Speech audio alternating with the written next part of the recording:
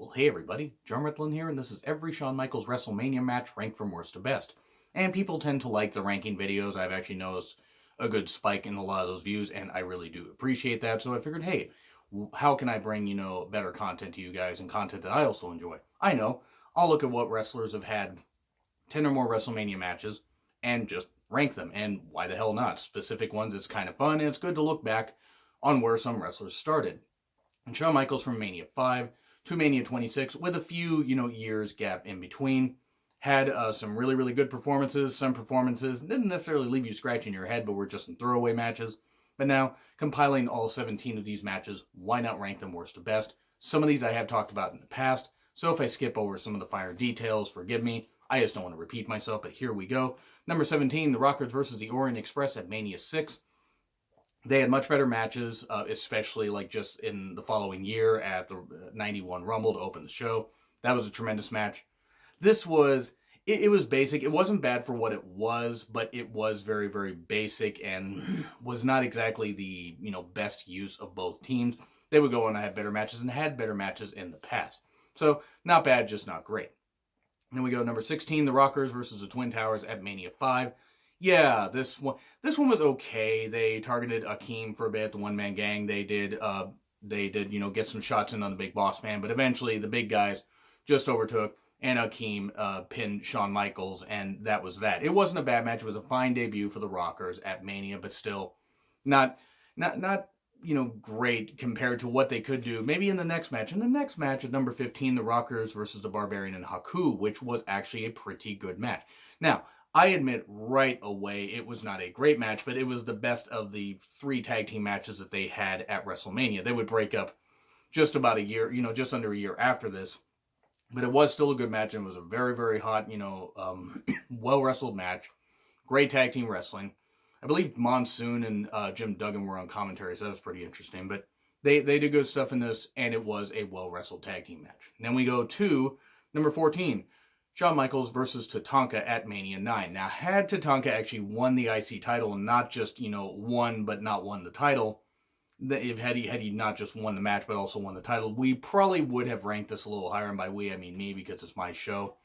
Unless you count the other people I talk to, aka myself, and one of the producers that is currently out hunting field mice right now.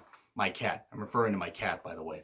But yeah, this match should have been Tatanka's crowning moment, and it wasn't. Shawn played politics, and it just wasn't it wasn't a very good ending. Now, it was not a bad match. It was a well-wrestled match. In fact, Mania 9 had a lot of really good action in a lot of their matches. The problem is the finishes were not that good. So yeah, Shawn ended up retaining the title. Tatanka won by stupid methods. It left a bad taste in everybody's mouth and pretty much stalled Tatanka's momentum. Even though he had the undefeated streak for a while, yeah, it still wasn't very good.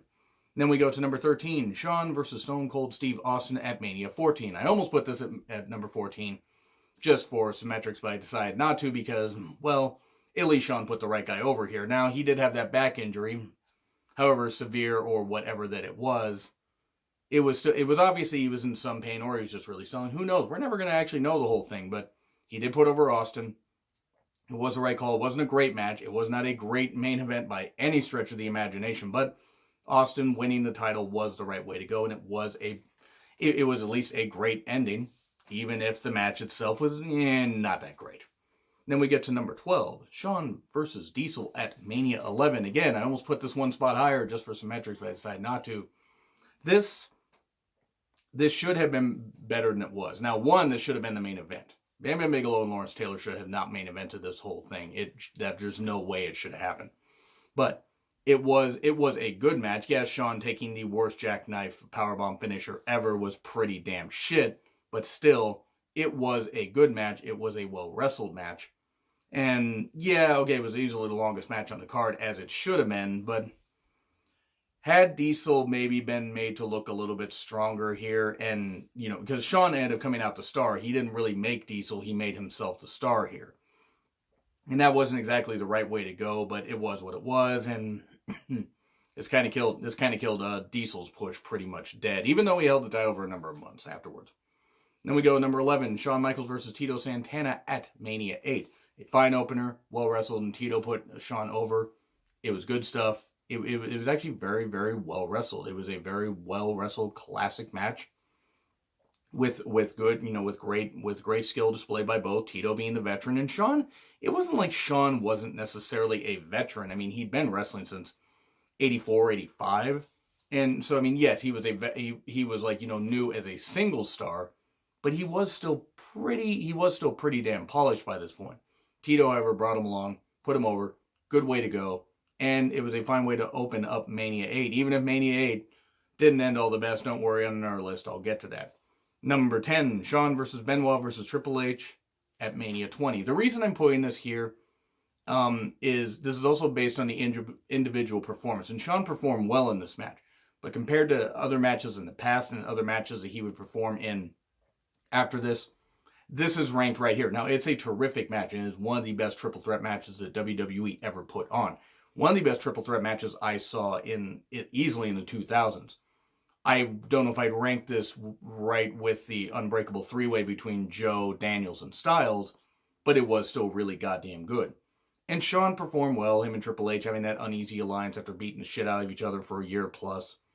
And Shawn gaining some good shots and everything. The problem is it was all about Benoit winning the title. And even though Shawn did a good job, helping establish him, helping establish that Benoit was a great force, yeah, this wasn't necessarily the best way.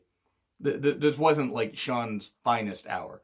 It was a great performance, but it wasn't just all about him. Then we go to number 9, Shawn versus Vince McMahon at Mania 22. Yeah, I'm going to put this up at number 20, or I'm going to put this up at number 9. The Mania 22 match, I admit right now, was a fucking squash. It was ridiculous. It was like Vince had to pull out every trick in the book. The Spirit Squad, Shane, all that stuff and everything. And Vince took a freaking ass beating and everything like crazy. But still, Shawn's antics and all that stuff and everything was really damn good. His antics were terrific. It was really well wrestled. And I really enjoyed it. I thought it was absolutely terrific. This was great stuff. And I mean, Vince just taking that beating, and Shawn going back to that dark place, the DX stuff and whatever. That was pretty cool. And it to me, one of the most underrated WrestleMania matches because it was a lot of fun. It wasn't great. It was not a technical masterpiece, but it was a lot of fun. And then we go to number 8, Shawn versus Ric Flair at Mania 24. Yeah, it's Ric Flair's career on the line, and it was Ric Flair's finest hour. It really was. Ric did not have a ton left. I know he didn't want to retire, but let's be honest, he was 58, 59 by this point. He did not have a lot left. I did not want to see Ric wrestle, even though I wanted to see Ric's career continue. Deep down, I knew it shouldn't continue, and it was it was very emotional. And Shawn, doing I apologize for my voice, by the way. In case you wonder, I'm still battling the after effects of a flu, but I am trying to battle through it, basically. I just figured, well, what the hell, I don't know how bad the voice is going to come across, but I thought I'd let you guys know that just in case. So yeah, that match with Ric Flair, though, was very terrific, very well wrestled, and Shawn doing, the moonsault and cracking his freaking ribs on that announcer's table, ouch.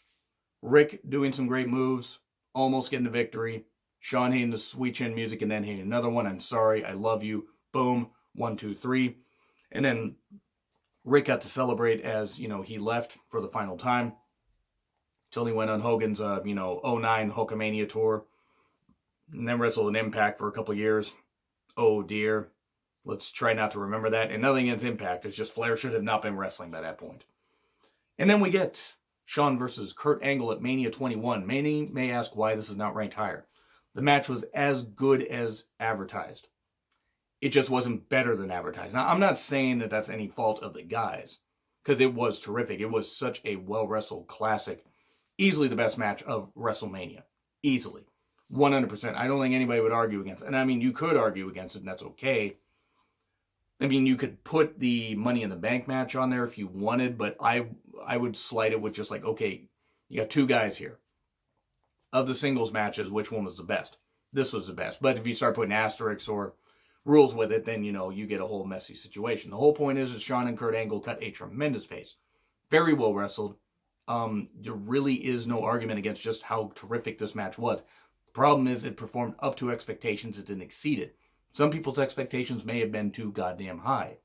And then we move to number 6, Shawn versus Jericho at Mania 19.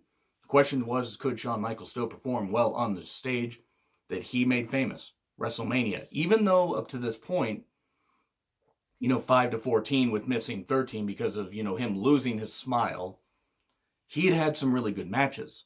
He'd had some matches that were in.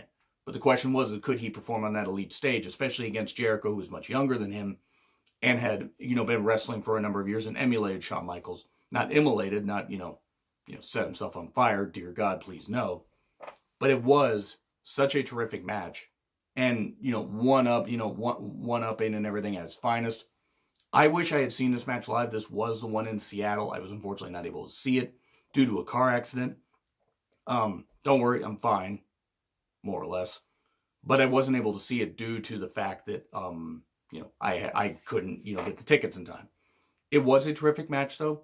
And Shawn beating Jericho I didn't agree with. I almost wanted Jericho to win. They would have a much, much better feud in 2008, where Jericho would get his wins back. But still, part of me almost wishes that Jericho had gotten the victory. Still, it was a good match. Very well wrestled. And yeah, Jericho getting his heat back by low-blowing Shawn Michaels was pretty damn fun. And then we go to number 5, Shawn versus Razor at Mania 10 in a ladder match, and absolutely terrific. 100% terrific. You cannot find a better match with a ladder than this, at least until like Mania maybe 17. I mean, the triangle ladder match was pretty damn good. This was a much, much, much better ladder match. This was one of the best ladder matches in WWE history. Now, yeah, it seems a little tame now, given all the insane spots and all the stuff that they did. But, Shawn is the Intercontinental Champion, even though he never lost it. Razor is the Intercontinental Champion. Unified Intercontinental title. Ladder on ladder action. Shawn starring, Razor doing well. Everybody did so goddamn well. This was a terrific match. It really was, for the Intercontinental title. And folks, I will be right back. And all right, folks, back after that short break. But again, that Shawn versus Razor ladder match was absolutely terrific, absolutely tremendous. 100%, 100%, show of shows. It was a landmark WrestleMania match. And then we go to number 4, Shawn versus Bret at Mania 12, the Iron Man match. I've talked about this at length. Yes, I know some people are divided on it. They don't care for it. They think it's too long. That's okay. It's okay to be wrong. I'm kidding. I get why some people may not like this. I do. I think it is a terrific match. I think it is so well wrestled. Great drama. Yes, you could argue 60 minutes. Maybe they shouldn't have done 60 minutes of Mania. I still liked it. I still thought it was terrific. I thought it was wonderful. And Shawn, the boyhood dream coming true with Shawn Michaels getting the victory in overtime was the right way to go. So then we go to number 3, Shawn versus Cena at Mania 23. Main event material right here. Deserved to be in the main event. Much better than it would have been the rumored Cena versus Triple H rematch. Even though that was a great match, this was just fantastic. They would only eclipse this about a month later when they did that like 57, 58 minute match in like on Raw in London, I believe, right like the Raw before Backlash. This was so well wrestled though. Shawn doing the honors, putting over Cena. It was really good. I mean, I would have liked to have seen Shawn get the victory. Selfishly, I would have liked to see. I mean, I know what I just said about Shawn, losing to Jericho, or, losing to Jericho like at Mania 19. I just wanted to see Shawn get one more WWE title run. Just one more. He didn't win, and that's okay, and I totally understand. He did end up taking time off soon after this. Like, I think he put over Orton in, like, May or something like that and was written off TV for a number of months, which is fine. He needed knee surgery, and I totally get it. Just selfishly, I would have liked to have seen one more. But it did lead to Cena having the title for over a goddamn year. And it was tremendous. It was a great end to Mania 23. And then we get Shawn versus The Undertaker at WrestleMania 25. And why is this one ranked just below the other one? Okay, so I'm just going to say number two is Mania 25. Number 1 is Mania 26. And here's why. And folks, give me just a second because I got somebody that wants to chime in on this.